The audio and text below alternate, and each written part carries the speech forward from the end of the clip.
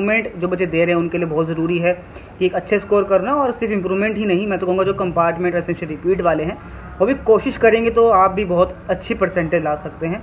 कुछ चीज़ों का ध्यान रखना है जो कि हमें अच्छी परसेंटेज लाने में बूस्ट देती हैं, जैसे कि कुछ ऐसे सब्जेक्ट हैं जो बहुत ईजी हैं जिसको आप कम समय में भी अच्छा कर सकते हैं, जैसे कि फिजिकल एजुकेशन, हिंदी और इंग्लिश।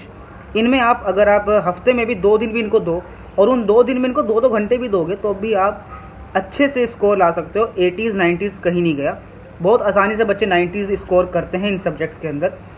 मेरा फ्रेंड है उसने 99 स्कोर किया है इम्प्रूवमेंट में, जबकि उसका पहली बार उसने एग्ज़ाम दिया तो उसके 60s में आ गए थे, नहीं अच्छे स्कोर हो पाए, जबकि वो काफ़ी अच्छा था, लेकिन कुछ कारणों की वजह से उसका स्कोर नहीं हो पाया। लेकिन उसने इम्प्रूवमेंट में मेहनत करी और उस सब्जेक्ट को उसने समय भी दिया तो उसमें 90s में गया और यहाँ तक कि 99 मार्क्स लेकर आया, तो ये बहुत बड़ी बात है। मेरे भी हिंदी में 90s में मार्क्स हैं और इंग्लिश में भी, तो ये 2 ऐसे सब्जेक्ट हो जिसमें आप 90s में स्कोर करना बहुत ईजी है, क्योंकि लैंग्वेज है तो आप उसको समझ भी सकते हो। बस कुछ चीज़ों का ध्यान रखना है कि एक तो ये पता होना चाहिए कि जो एग्ज़ाम है उसमें आता क्या है, हर साल क्या पूछता, तो पिछले 5 सालों के पेपर आपको हर सब्जेक्ट के देखने होंगे, फिजिक्स हो, केमिस्ट्री हो, बायो हो, कोई भी सब्जेक्ट हो, पिछले 5 साल एटलीस्ट 5 सालों के ज़रूर देखो कि उसमें क्या क्या पूछता है, वही चीज़ें रिवाइंड होती हैं। यही चीज़ इंग्लिश में है, यही चीज़ हिंदी में है। और फिजिकल एजुकेशन मेरे पास नहीं था, लेकिन मैंने देखा है कि बच्चे फिजिकल में 90s में 80s में बहुत ईजिली लेकर आते हैं, चाहे बाकी सब्जेक्ट में उनके मार्क्स कम हो, लेकिन फिजिकल में और इंग्लिश हिंदी में अच्छे आप ला सकते हो। तो ऐसे सब्जेक्ट जिसमें आपके मार्क्स इंप्रूव होंगे तो आप जेई एग्ज़ाम के लिए भी क्वालिफाई कर जाओगे। 75 लाना आपके लिए मुश्किल नहीं लगेगा आपको।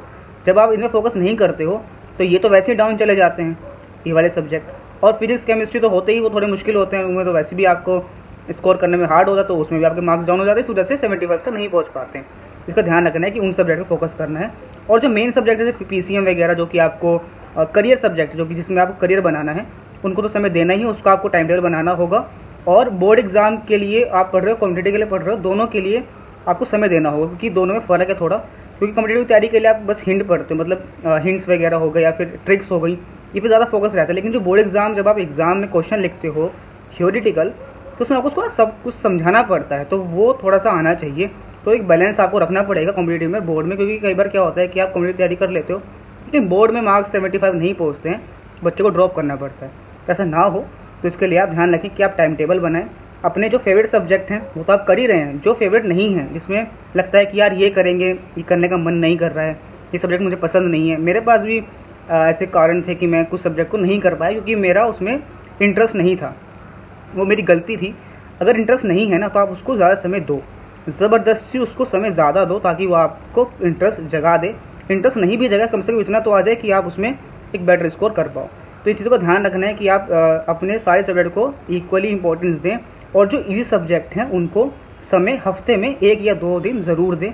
वो आपको बहुत अच्छा बूस्ट करेगा, आपके मार्क्स बहुत अच्छे ले आएगा, तो आपको बाद में परसेंटेज में कोई दिक्कत नहीं आएगी और एक कॉन्फिडेंस मिलता है कि हाँ मैं अच्छा स्कोर कर सकता हूँ, चाहे किसी भी सब्जेक्ट में करूँ मैं कर सकता हूँ। इसका ध्यान रखना है। कोई भी डाउट कमेंट कीजिए, कोई नई अपडेट आएगी उस बारे में आगे बात करेंगे। Thank you so much.